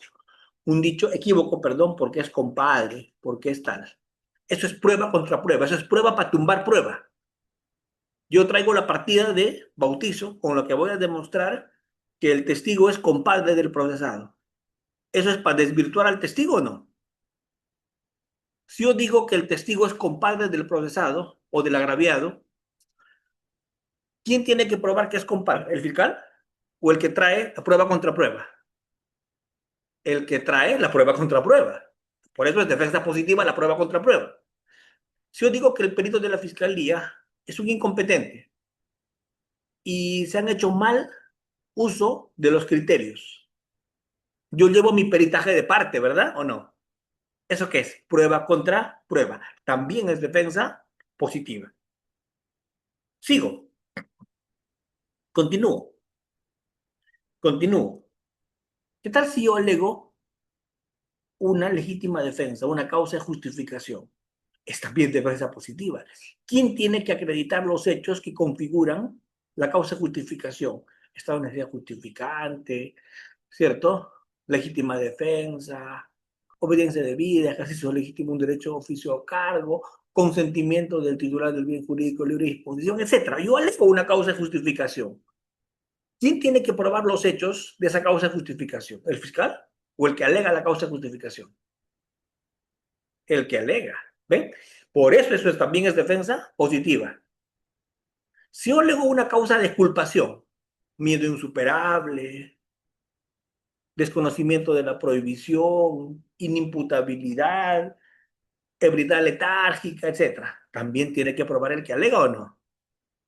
Si yo alego una causa de no punibilidad, que son primos, cuñados y viven juntos, por ejemplo, alego una excusa absolutoria, yo tengo que probar la excusa absolutoria. ¿Entiende? Entonces, ¿cuándo es defensa negativa? Cuando apelo a la presunción de inocencia. Presunción de inocencia, que es una presunción juris tantum, pero se presume. ¿De acuerdo? ¿Y cuándo hay defensa positiva? Cuando hay carga probatoria de la defensa. Ya sea coartada, prueba contra prueba, causa de justificación, causa de exculpación, causa de no punibilidad. ¿Quién tiene que probar? La defensa. Por eso es defensa positiva. Volvemos a nuestros bienaventurados cuadritos. ¿Los ven? Miren, ¿los ven? Miren, doctores. Esto es bien bonito. Miren. Entonces, ¿cuándo hay evidencia delictiva o prueba evidente? Cuando hay flagrancia. Porque cuando hay flagrancia normalmente hay elementos delictivos claros. Cuando hay confesión corroborada también hay elementos claros, evidencia delictiva. O cuando hay de inicio un delito con pruebas, es un delito evidente, también hay de inicio evidencia delictiva. ¿Cuándo un caso es simple? Obviamente cuando hay ausencia de supuestos de complejidad, pluralidad de procesados, etc. Cuando no hay dificultad, no tienes prueba extranjera, no tienes prueba que tienes que traerla vía tratados con otro país, no tienes que hacer técnicas especiales de investigación, no tienes que realizar agentes encubiertos, etc. No es un proceso difícil. O no es un delito grave, no excede 8 años de pena privativa de libertad. Y finalmente, no hay defensa afirmativa. Esto es, la defensa no tiene carga de prueba. La defensa no tiene carga probatoria. En todos esos supuestos, no cabe proceso inmediato. ¿Cuándo cabe? Cuando no es complejo, cuando no es difícil, cuando no es delito grave y cuando no hay defensa afirmativa. Basta que haya defensa afirmativa, no cabe proceso inmediato. Basta que sea delito grave, no cabe proceso inmediato. Basta que sea proceso difícil, no cabe proceso inmediato. Basta que haya complejidad, no cabe proceso inmediato. ¿Sí? La detención, plazo de 48 horas para mantenerlo detenido, ¿cierto? Y esto es lo que está haciendo hoy día una lágrima, ¿no? Cuando hay un tema de detención y el juez ordena la libertad y después no se presentan nunca más y todo el tema de las unidades de flagrancia, todo lo que se gastó con esta ley 32.348 quedó en saco roto, porque al final no estamos cumpliendo lo que se tiene que hacer. Este proceso de conducción en estado de ebriedad o drogadicción, que es uno de los supuestos de proceso inmediato, es un proceso de peligro. ¿Qué tipo de peligro? Peligro abstracto. Una presunción que no admite prueba en contrario. Todo delito de peligro es de presunción, pero el delito de peligro abstracto es de presunción jure de jure. No admite prueba en contrario. No juris tantum, porque juris tantum sí admitiría prueba en contrario. Presupuestos legales, flagrancia, confesión, suficiencia, omisión, ¿cierto? ¿Qué dice? Flagrancia, los supuestos del fiscal incoa proceso inmediato. En el tema de la omisión, ¿cierto? se tiene que trabajar esto desde las diligencias preliminares. ¿Para qué? Para generar, pues, evidentemente, una respuesta pronta, una respuesta oportuna y que sea útil para todos. ¿De acuerdo?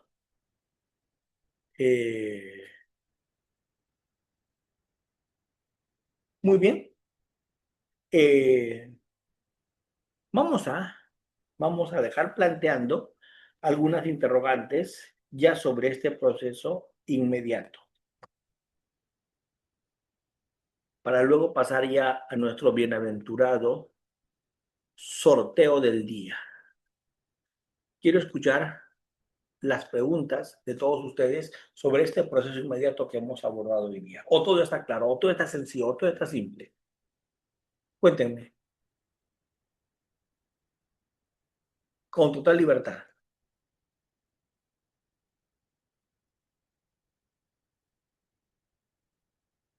O no me han entendido nada, o sí han entendido. Una de dos. Porque si no hay preguntas es sintomático, ¿verdad? Si no hay preguntas, lo primero que puedo pensar yo es que no me han entendido nada. Muy bien. Si está claro esto del proceso inmediato, yo quiero empezar ya a plantear algunos aspectos. Doctor Juan, adelante, doctor Juan. El doctor Juan quiere hacer una pregunta. Adelante.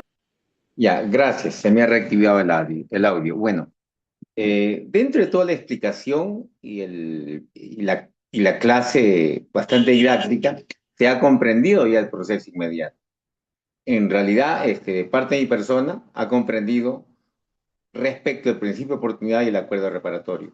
Bueno, aquilatando la diferencia que el principio de oportunidad, pues, es entre, digamos así, entre el fiscal y el imputado, mientras que el acuerdo reparatorio es entre las partes que buscan obtener un resultado respecto de la reparación civil del agraviado. Es mi opinión, doctor.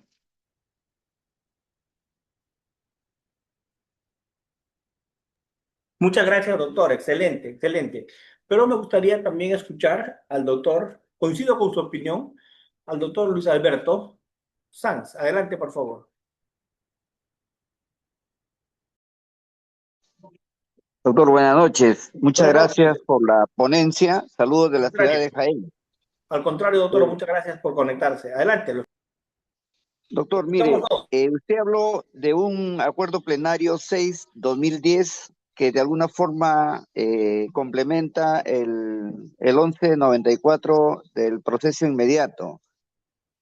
Sin embargo, hace 3 meses aproximadamente, el Tribunal Constitucional emitió una sentencia respecto que los acuerdos plenarios no son vinculantes. ¿Nos puede ilustrar respecto a eso, estimado doctor? Muchas gracias.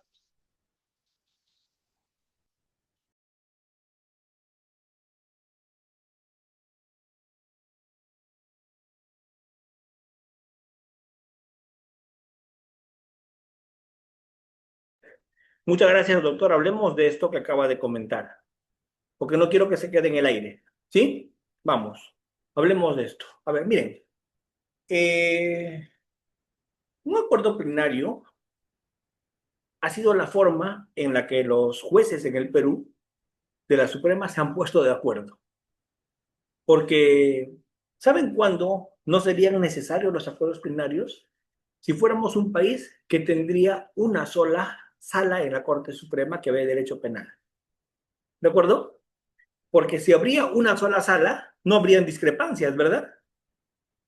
Porque esa única sala sacaría resoluciones y las resoluciones serían, pues, no contradictorias porque es la misma sala la que la saca, ¿cierto? Pero ¿cuál es el problema en el Perú? Llegaron a haber hasta 3 salas en la Suprema, ¿cierto? Una permanente y 2 transitorias. ¿Se acuerdan? ¿Y cuál es el drama cuando hay más de una sala en la Corte Suprema? Cada sala me saca precedentes vinculantes. ¿Y qué tal si una sala me saca un precedente vinculante y ese precedente vinculante es contradictorio con el de la otra sala? El juez, ¿a quién le hace caso? ¿A la sala 1 o a la sala 2? Ese juez va a pensar en el suicidio, ¿cierto? Porque ¿a quién le hago caso? Entonces, si le hago caso a la sala A está feliz, pero la sala B me va a mandar a control interno. Entonces, ¿para qué sirven los acuerdos plenarios? Como dice la doctora Mariana Olguín, sirven para unificar criterios. Sirven para que por lo menos no haya contradicción, que haya predictibilidad y una justicia más predecible. Para eso sirven. Pero, pero, pero, pero yo les digo algo. Yo les digo algo. Lo digo con total pena. El acuerdo plenario no es jurisprudencia y coincido con lo que dice el TC, ¿cierto? Porque ¿qué es jurisprudencia?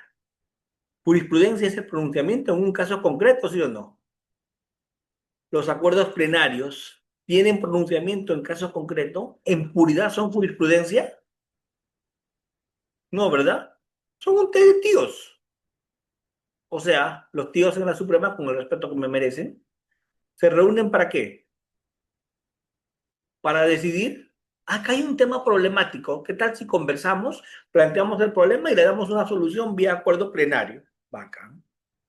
Lo hacen, acuerdo plenario 6 del 2010, 7 del 2010, 4 del 2014, 2 del 2012 y con acuerdos plenarios vivimos en paz. ¿Se entiende? ¿Por qué? Porque es la forma en que los jueces han encontrado para vivir en paz, hacer acuerdos plenarios. Pero ¿cuál es el drama del acuerdo plenario? El acuerdo plenario no es jurisprudencia, porque no parte de un caso concreto. No parte de un caso concreto, parte de un caso hipotético. Y a partir de un caso hipotético será todo menos jurisprudencia. Y si no es jurisprudencia, no es fuente del derecho. Y si no es fuente del derecho, no es vinculante. ¿De acuerdo? Doctor Walter Paico, lo escuchamos. Adelante, por favor. Doctor, a propósito del nuevo protocolo institucional de las unidades de flagrancia, algún tema, alguna comentario resaltante respecto del anterior, doctor? Sí, claro. Lo que pasa, doctor, es que todo protocolo que realiza el Ministerio de Justicia se supone que dice unas pautas que se tienen que llevar adelante, ¿verdad? Que se tienen que hacer. Y ese protocolo sobre el proceso inmediato a partir de las unidades de flagrancia que se ha aprobado, me parece que está espectacular, que está perfecto, que regula el procedimiento de manera impecable, sin duda, ¿de acuerdo? Pero ¿cuál es el problema? Que ese protocolo no lo vincula al juez, pues. El juez decide si lo mantiene en libertad o lo mantiene el procesado privado de su libertad durante ese tránsito, ¿verdad? Desde que se hace la solicitud de incoación hasta la audiencia. Porque el protocolo jamás le puede ordenar al juez lo que tiene que hacer allí, ¿cierto? Entonces, ¿qué hace el protocolo? Regula el flujograma, regula el procedimiento, regula cómo se trabaja. Pero ¿qué pasa si un juez tiene un criterio distinto? A darle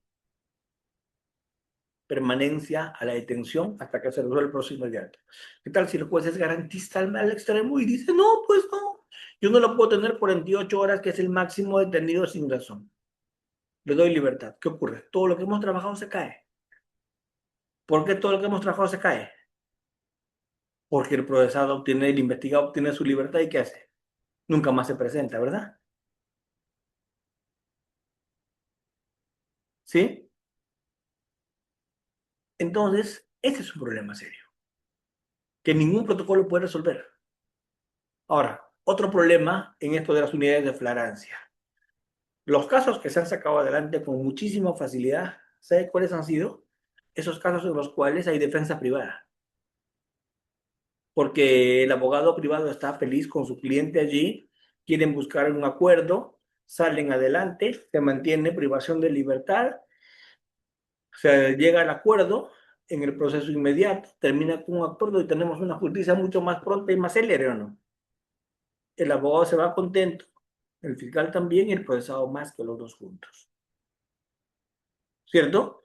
Pero ¿cuándo vienen los problemas? Cuando el juez es, entre comillas, garantista, les da libertad, cuando el abogado defensor no es privado, sino público, y ese abogado público es inubicable, pese a que tiene que haber un abogado para cada caso, para cada unidad, o abogados para cada unidad, cuando se les contesta el celular, brillan por su ausencia, ¿cierto? Entonces, todo eso, pues, genera situaciones que se tienen que regular, penosamente, ¿no? Y esas situaciones que se tienen que regular no se van a regular vía protocolo, sino se tienen que regular normativamente. ¿Se entiende? O vía un acuerdo plenario, que en alguna medida lo vincule al juez. Si bien es cierto, el TC ha dicho que los acuerdos plenarios no son jurisprudencia, pues eso no tenía que haberlo dicho el TC. Eso lo teníamos claro todos siempre, ¿o no? Porque la jurisprudencia, por definición, es una decisión del máximo intérprete ante un caso concreto. Gracias, doctor Walter. Mariana Holguín, adelante. Doctor, una consulta. ¿Usted considera que en el proceso inmediato se omite algún tipo de control? Al inicio casi de la clase hubo una compañera que planteó, ¿no? Esa situación me ha quedado la interrogante. O sea, en el caso de que el proceso inmediato sea aprobado, en el supuesto de que sea aprobado y deba formularse control de acusación, el control se hace en la audiencia de control, pero en el caso de que no y se proponga alguna salida alternativa, si se culmina el proceso ahí en esa audiencia, ¿se está omitiendo algún tipo de control o de qué manera se ejerce el control? No, es que el control de acusación en el proceso inmediato lo hace el juez de juzgamiento y no se contamina. Por eso eso es paradójico, es irónico. Cuando yo digo en el proceso común, en el proceso ordinario, en el común, quien hace el control de acusación es el juez de la etapa de investigación preparatoria, ¿verdad? Y en el proceso inmediato, ¿quién hace el control de acusación? El juez de juicio. Sin embargo, no se contamina. Sin embargo, ahí sí funciona. Entonces, yo sí creo que es mucho mejor que el control de acusación lo haga el juez de juzgamiento, antes que el juez de investigación preparatoria. Porque el juez de juzgamiento va a querer hacer un mejor control para hacer un mejor juicio. Va a querer hacer un mejor control para ahorrar actuaciones probatorias innecesarias, impertinentes, inútiles. Va a querer hacer un mejor control para propiciar salidas alternativas y convenciones probatorias. Y te puedo dar 50 razones más, ¿ya? ¿Cierto? Pero bueno, lamentablemente la cosa es así. Entonces, hay mucha problemática más que vamos a conversar sobre la colaboración eficaz, sobre el proceso inmediato. Hoy día te pido, por favor, CEPOCAP, que sortees 2 libros entre todos los que han participado. Y en la última sesión que tienen conmigo los sorteamos los otros 2, de los 4 que voy a regalar en este curso. ¿Sí? ¿Puedes apoyarme con eso? Sí, está bien, doctor, normal. Los Ay, sorteos, ¿sí? Pero eso sí, en tu registro, entre todos los que han levantado la mano y han participado, que tú lo tienes. sí, sí, Jennifer, doctor. Lo tengo en la grabación. Jennifer, adelante. Doctor, me queda una duda. Usted habló sobre la detención en tránsito en el caso del proceso inmediato que aún no está como tal regulado en los procesos de flagrancia, porque también creo que lo mencionó en el momento de dar su exposición. Una vez detenido el acusado o la persona que fue en un proceso de investigación como tal, es puesto a disposición del juez, pero el juez lo libera, pero ahí está la deliberación de este por optar o no de liberarlo. ¿Hasta qué punto se considera la detención en tránsito como una figura, o sea, legal? Porque No, es que hay una entiendo que ley, usted, hay una ley, hay una norma que regula la detención en tránsito. Yo se la voy a pasar. sí, pero en todos los supuestos o solamente en determinados supuestos, porque No, en usted dejó la determinados claridad, supuestos. no dijo, A mí me ¿por qué no parece, aplica? ¿Por qué no me parece, aplica? Porque usted dejó eso a ver, ese comentario como en la nube dijo, pero ¿por qué el juez no aplica la detención en tránsito en estos puestos? Y ahí me generó una duda, cuando debería aplicarse, ¿no? Si ya lo ha hecho sí, en lo otro que tipo pasa de... es que como es una ley bastante antigua, no creen que está vigente, pero se aplicó. ¿Se acuerdan el caso hace poco, un caso de corrupción con audios? donde estuvieron algunos procesados que su audiencia de prisión preventiva duró más de un mes, ¿se acuerdan? Mateo Castañeda y todos los demás. Ese mes, mientras se llevaba a cabo su audiencia de prisión preventiva y no se iba a decidir si eran con comparecencia o con detención, su situación jurídica, ellos permanecieron detenidos, ¿cierto? ¿Cómo le llamaron? Detención en tránsito. ¿De acuerdo? Y esto no te estoy diciendo de hace muchos años, te estoy diciendo de hace poquísimo. Sin embargo, esto está pues, discutible todavía en el Poder Judicial. Y esto se está trayendo abajo a las unidades de flagrancia. ¿De acuerdo? Walter, adelante. Doctor Walter Paico. Sí, doctor. Doctor, justamente quien habla es defensor público en la ciudad de Piura, distrito fiscal, perdón, distrito judicial de Piura. En el Ya. caso, y es cierto que, claro, en algunos distritos no está dando los resultados que se esperan, pero por ejemplo en Piura sí se mantiene, en este caso, al detenido hasta la realización de la audiencia. Incluso el quien habla ha participado en muchísimas diligencias y ha llegado a acuerdo, en este caso, a principios de oportunidad, a terminación anticipadas. Y considero que, si bien es cierto, en todos los distritos judiciales no da el resultado que de repente se espera, pero en Piura yo creo que sí, sí está dando, no al 100%, pero eh, considero que sí hay una buena iniciativa de parte de algunos, bueno, en mi caso, como defensor público, claro, cuando hay evidencia delictiva y cuando no, pues hay que oponerse con los fundamentos debidos. Eso era, quería comentarle, doctor. No, le agradezco infinitamente, doctor. ¿Y por qué le agradezco infinitamente su comentario? Porque usted nos está ratificando lo que estamos criticando. Nos está dando esa experiencia personal de que cuando se mantiene a la persona con detención, arriba el acuerdo, termina el caso y esta unidad de flagrancia funciona, ¿verdad? Pero penosamente lo que está pasando en Piura no está pasando en otros distritos. Y cuando no se está haciendo ese uso de la detención y se cita para días después, la unidad de flagrancia pierde totalmente sentido porque el procesado nunca más se vuelve a presentar. Y tanto esfuerzo ha sido en vano. Usted nos ha dado fe y nos está dando testimonio en esta reunión y yo por eso saludo su iniciativa de compartir su experiencia con todos nosotros, que un poco ratifica lo que hemos venido sosteniendo, ¿verdad? Excelente, doctor Walter Paico. Muchas gracias. Muchas gracias a todos ustedes por esta noche de tertulia que hemos tenido. Les deseo suerte en el sorteo de los libros. Han pasado que algunos se han ganado libros en otras ocasiones y lo han devuelto. No, no me interesa el libro del doctor Almanza. Perfecto. Lo devuelven y dan pie a que que otro se lo gane. ¿Sí? Listo. Muchas gracias. Nos vemos, doctores. Felicidades. Que estén muy bien. Gracias. Cuídense mucho. Nos vemos. Muchas gracias, doctor, por esta clase muy didáctica. Ya nos estaremos viendo el día viernes, que también tenemos otro curso con usted. Excelente. Muchas gracias.